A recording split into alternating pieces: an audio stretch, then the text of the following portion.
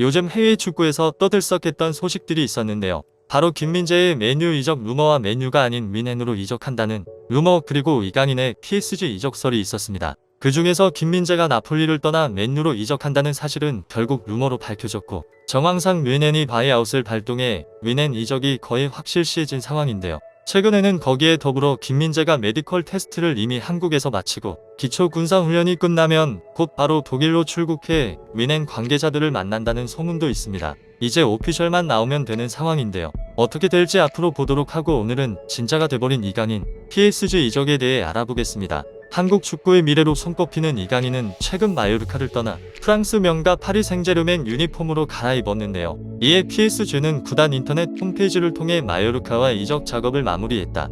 이강인과 2028년까지 계약했다고 밝혔습니다. 이로써 이강인은 2018년 10월 발렌시아 CF에서 1군 데뷔전을 치른 이후 라리가 무대에서 5시즌을 보내면서 공식전 135경기 10골의 기록을 남기고 프랑스 리그앙에서 새로운 축구 인생을 시작하게 됐습니다. 이강인의 이적료는 공개되지 않았지만 2,200만 유로로 추정되는데요. 그렇기에 이적료의 20%가 이강인의 몫이라는 보도까지 나왔습니다. 이강인은 최근 PSG를 떠나 미국 프로축구 메이저리그 사코 인터 마이애미 입단을 앞둔 세계적인 축구 선수인 리오넬 메시의 공백을 채우는 역할을 맡을 전망이라고 하는데요. 일각에서는 이강인이 메시의 공백을 채울 수 있냐는 소리도 나오고 있어 지켜봐야 할 것 같습니다.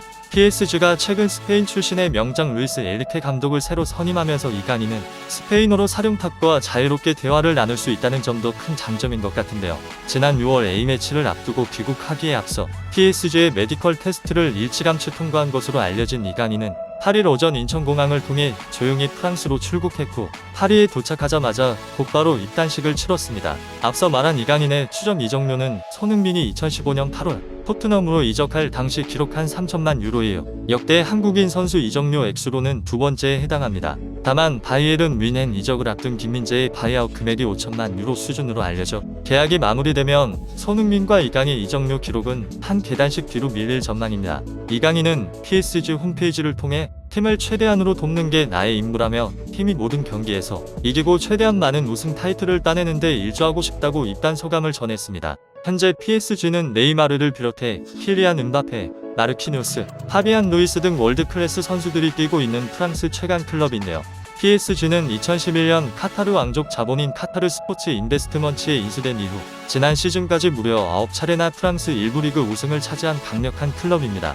카타르 자본이 인수하기 전에는 2번의 우승 경력만 있었습니다. PSG는 지난 시즌까지 M&M 트리오가 공격을 이끈 가운데 메시가 이적하면서 이강인이 공격 전술의 핵심 역할을 대신 맡을지 팬들의 기대가 큰 상황입니다. 이강인은 자타공인 한국 축구의 미래로 손꼽히고 있습니다. 2007년 방송 예능 프로그램 나라라 슛돌이에 출연하면서 축구 신동으로 얼굴을 알린 이강인은 2011년 7월 10살의 나이로 발렌시아 유스팀에 입단한 뒤 2017년 12월 발렌시아 B팀에 합류하며 본격적으로 프로 무대에 발을 내디뎠습니다. 발렌시아 B팀에서 2시즌 동안 공식전 26경기를 소화한 이강인은 2018년 10월 한국 선수 역대 최연소인 만 17세의 나이로 코파 델 레이를 통해 1군에 데뷔했고, 2019년 1월 12일 레알 바야돌리드전에서 라리가 데뷔전도 치렀는데요. 라리가 데뷔전을 치른 며칠 뒤 2019년 1월 30일 등번호 16번을 받고 공식적으로 발렌시아 1군 팀에 합류하며 팀의 젊은 피로 인정받았습니다. 그뿐만 아니라 이강인은 2019년 국제축구연맹 20세 이하 월드컵에서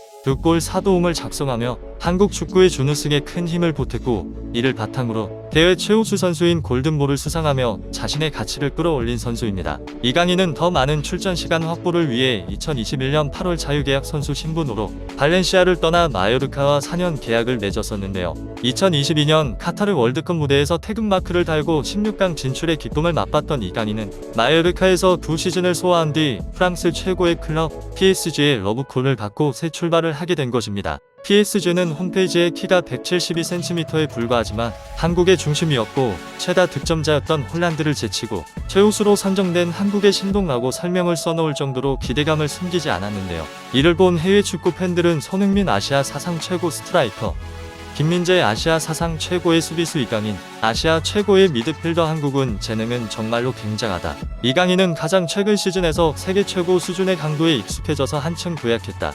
일단 맡기면 수습되는 레벨로 성장했다. 아군을 위해 시간을 벌어주는 드리블과 키패스로 경이로운 스탯을 기록하고 있고, 더블 터치나 턴을 자주 사용하는 드리블은 화려하다.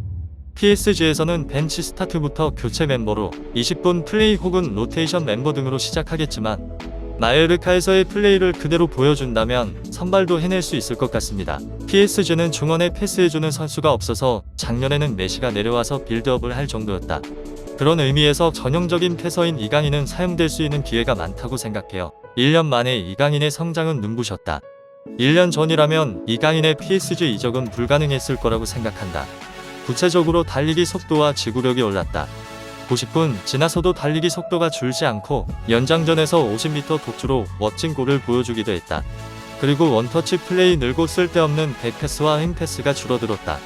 추진력 자체가 비약적으로 오르고 체력도 강화되고 공을 잘 뺏기지도 않게 되어 이강인이 공을 가지면 상대는 파울을 하지 않으면 멈출 수 없는 인상이 되었다. 이강인은 좋아하는 선수라서 활약을 기대하고 있다. 최고의 재능. 다음 시즌이 기대된다. 환상적인 계약, 기술, 멘탈, 잠재력 모두 최상의 선수 등의 반응을 보였습니다.